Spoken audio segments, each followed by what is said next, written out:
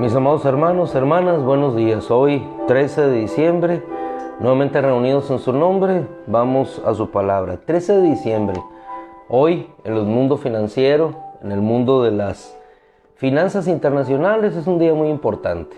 Hoy en este día, bajo una reunión cónclave, en algunos lugares del mundo se van a definir algunos futuros de las naciones.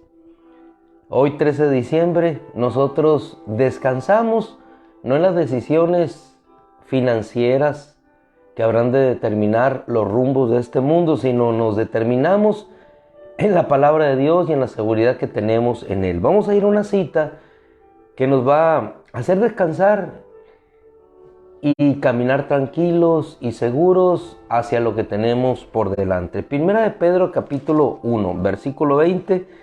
Vamos a partir de ahí inicialmente y después nos vamos a regresar al profeta Isaías en el capítulo 53.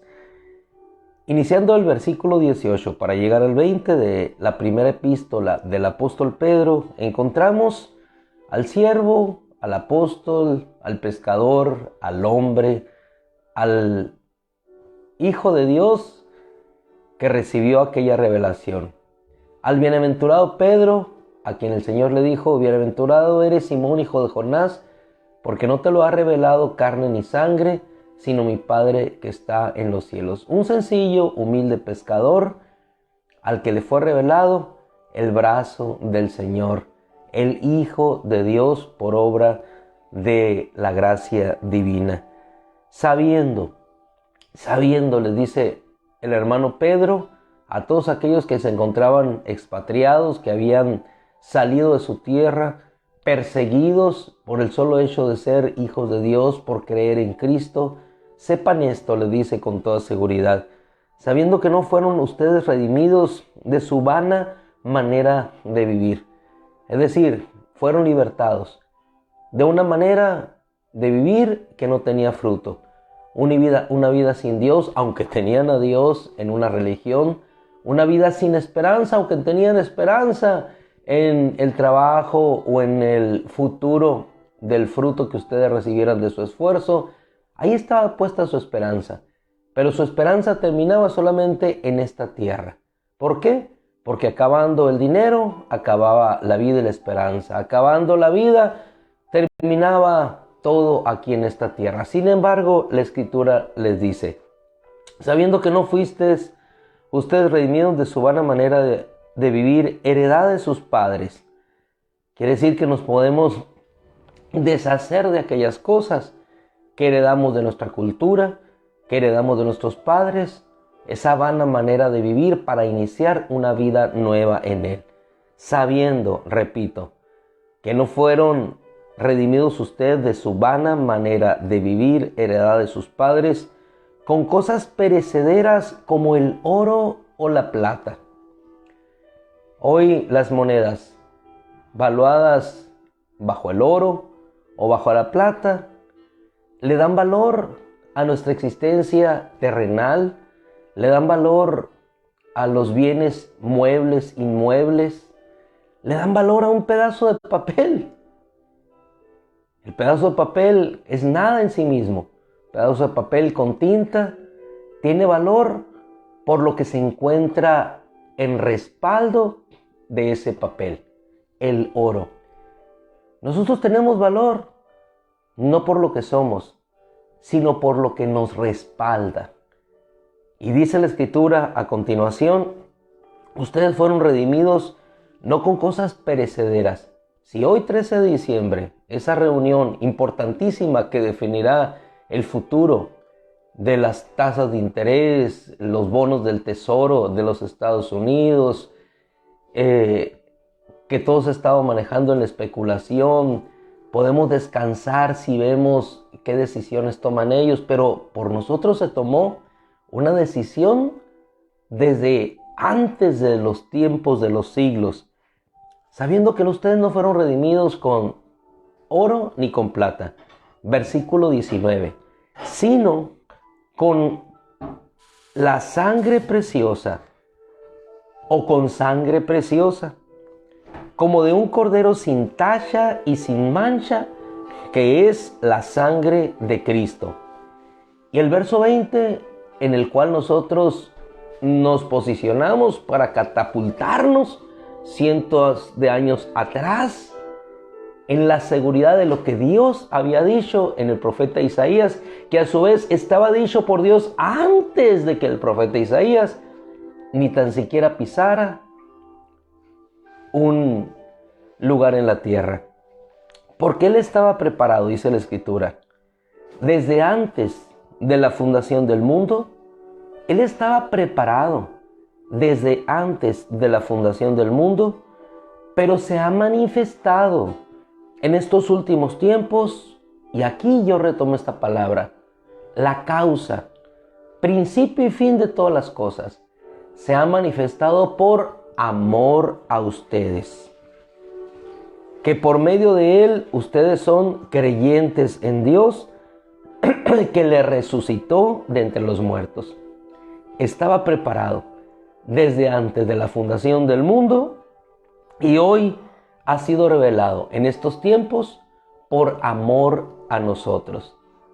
Ahora sí, nos trasladamos al profeta Isaías, capítulo 53, cuando aquella nación esclavizada y llevada en cautiverio por el rey de Asiria sale de la tierra de promisión, aquella tierra que Dios les había entregado, y ellos perdiendo toda esperanza de que algún día pudieran regresar, Dios no solamente les habla y les dice que levantaría a un hombre, del cual ya vimos en el capítulo 45, levantaría un nuevo imperio que tomaría todo lo anterior, un hombre levantado por Dios que no le conocía, pero eso fue en parte importante. Pero lo más importante es hasta donde llega y les expone nuestro Señor que esa salvación no solamente sería temporal, sino que Él levantaría al libertador que estaba destinado desde antes de los tiempos, de los siglos, no para salvar sus cuerpos, no para salvar su ciudad, no para salvar su nación, no para salvar a sus familias temporalmente, sino para salvarles eternamente. ¿Y quién era este? Que era la esperanza de esa nación, como lo siguen teniendo hoy el pueblo judío, la esperanza de ese Mesías que vendrá y les traerá la restauración de todas las cosas, que Él instaurará un reino de paz y de seguridad, que ya no se necesitará la cortina de hierro o las armas, sino que solamente con su justicia establecida dará paz a las naciones. ¿Quién es este siervo?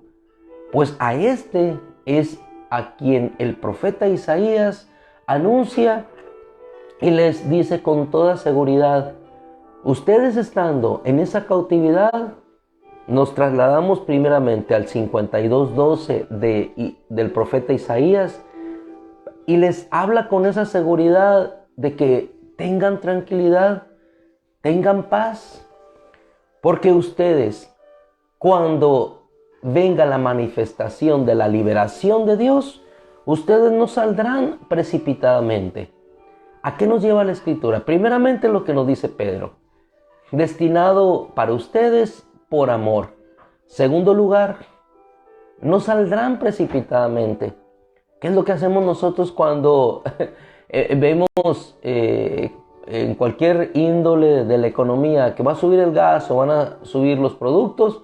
Inmediatamente nos volcamos en el temor a la compra de esos productos, o que va a ocurrir tal o cual o determinada cosa en la economía. Inmediatamente, llevados por el temor, actuamos precipitadamente, y en la precipitación de nuestras palabras, en el precipitar de nuestras decisiones, en el precipitar de las acciones llevadas por nuestro temor, caemos, tropezamos, cometemos errores. Pero dice el Señor por medio del profeta: ustedes no saldrán precipitadamente, es decir, yo los llevaré, saldrán en paz. Y cuando nosotros tomamos los ejemplos de la Escritura, vamos a ver cómo salió el Señor cuando tenía que enfrentar su sacrificio.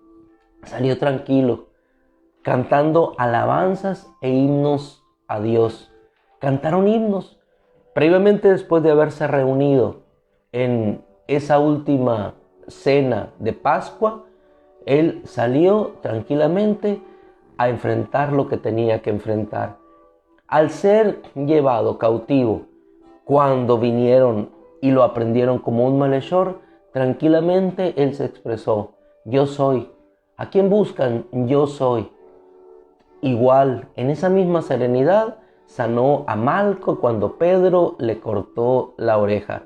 Con toda serenidad y con toda tranquilidad, él recibió aquellos azotes. Con toda tranquilidad y con toda serenidad, él fue a la cruz.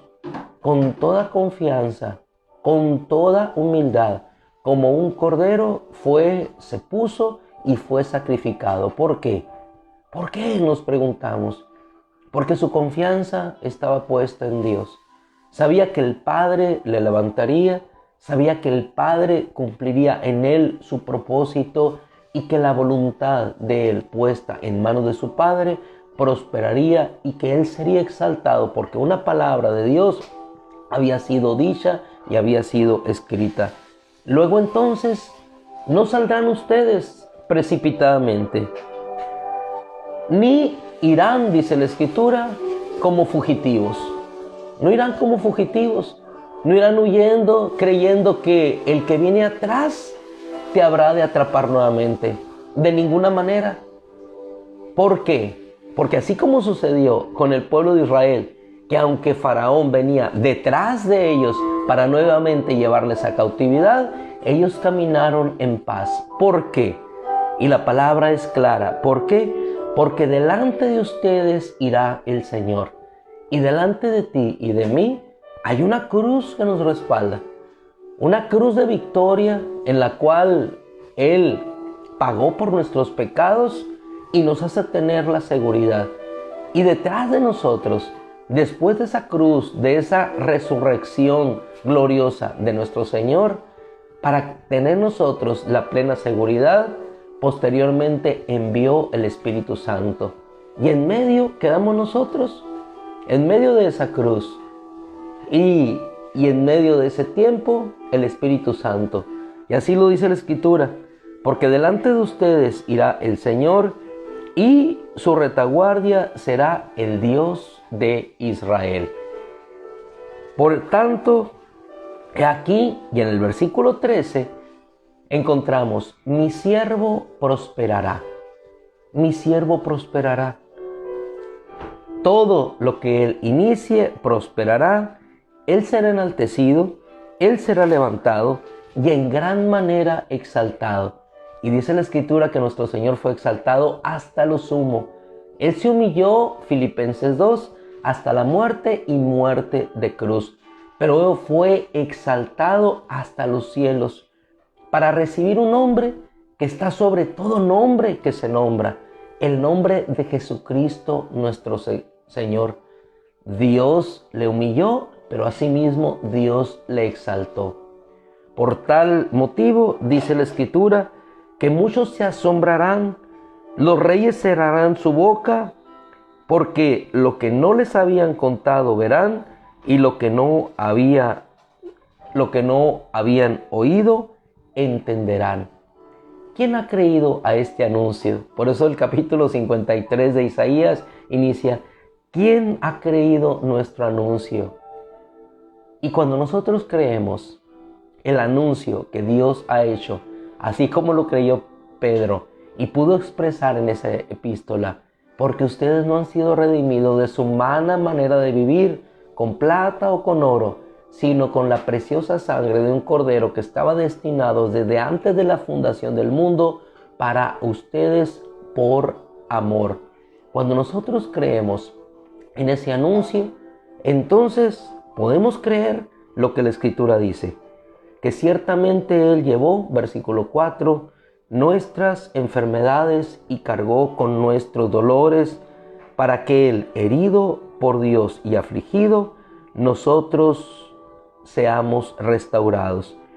Y que la paz que ahora gozamos de entrar confiadamente al trono de Dios y en consecuencia vivir en paz como salieron aquellos hombres, no con temor de que eran perseguidos, tranquilamente, porque el Señor era su vanguardia y su retaguardia.